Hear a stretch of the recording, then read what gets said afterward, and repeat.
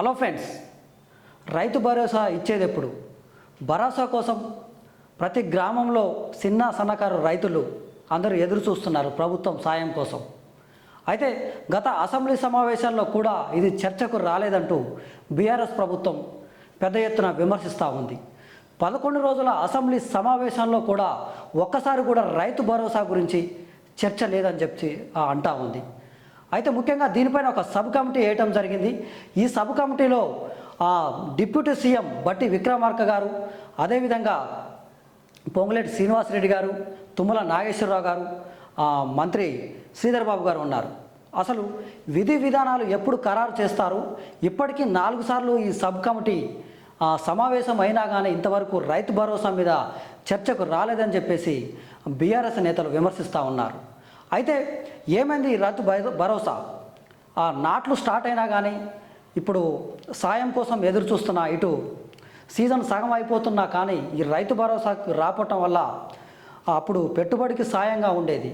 ఇప్పుడు అది రావటంతో చాలామంది రైతులు చాలా మానసికంగా ఇబ్బంది పడుతూ ఉన్నారు. అయితే చూద్దాం. భరోసా ఇచ్చేటప్పుడు అసెంబ్లీలో రైతు భరోసా ఊసెత్తని సర్కార్, సభలో చర్చ లేదు, అభిప్రాయ సేకరణ లేదు.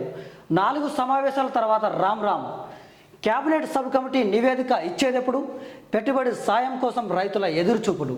ఇప్పటికే సగం పూర్తయిన వానాకాలం సీజన్ అయినా రైతు భరోసాపై ఇప్పటికీ లేని స్పష్టత ఉద్దేశపూర్వకంగానే జాప్యం చేస్తున్నదా? అయితే వానాకాలం సీజన్ ఇప్పటికీ సగం పూర్తయింది.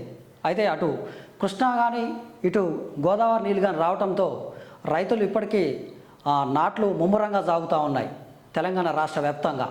అయితే అయినా కానీ వ్యవసాయ పనులు ముమ్మరంగా స్టార్ట్ అయినా ఇంతవరకు రైతు భరోసా లేదని చెప్పేసి అంటూ ఉన్నారు.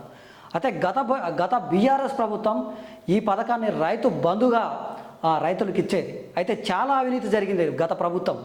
ఏంటంటే 10 ఎకరాల వాళ్ళకి 10 ఎకరాల పైన 100 ఎకరాలు ఉన్నా ఇచ్చేది. బీఆర్ఎస్ నేతలకు ఒక్కొక్కరికి 100 ఎకరాలు ఉన్నా కానీ రైతు బంధు ఇచ్చేటోళ్ళు. అయితే గతంలో అసెంబ్లీ సమావేశాల్లో మునుగోడు ఎమ్మెల్యే రాజగోపాల్ రెడ్డి గారు అన్నారు, రైతు బంధు అధ్యక్ష ఎవరికి ఇస్తారు అధ్యక్ష? 7 ఎకరాలు 10 ఎకరాలు ఉన్న వాళ్ళకి ఇస్తే చాలు అధ్యక్ష, 100 ఎకరాలు ఉన్న వాళ్ళకి కూడా రైతు బంధు ఇవ్వాలి అధ్యక్షాలని చెప్పేసి గతంలో అన్నారు. అయితే ఇప్పుడు ఎన్ని ఎకరాల వరకు ఈ రైతు భరోసా ఇవ్వబోతున్నారు? ముఖ్యంగా రైతు భరోసా ఎవరికి పెడుతూ వాళ్ళకి ఇస్తే లాభం లేదు.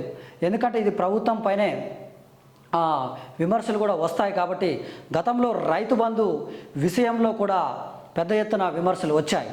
కాబట్టి ఇప్పుడు ఈ ప్రభుత్వం సబ్ కమిటీ ఖచ్చితంగా దీనిపైన విధి విధానాలు ఖరారు చేసి, ఆల్రెడీ వానాకాలం సీజన్ సగం కావస్తుంది కాబట్టి త్వరితగతిన ఈ సబ్ కమిటీ నివేదిక గవర్నమెంట్కి సమర్పించి వీలైనంత తొందరగా రైతు భరోసాని రైతులకు ఇవ్వాలని చెప్పేసి ఈ సందర్భంగా మేము తెలియజేస్తున్నాం. థ్యాంక్ యూ, ధన్యవాదాలు.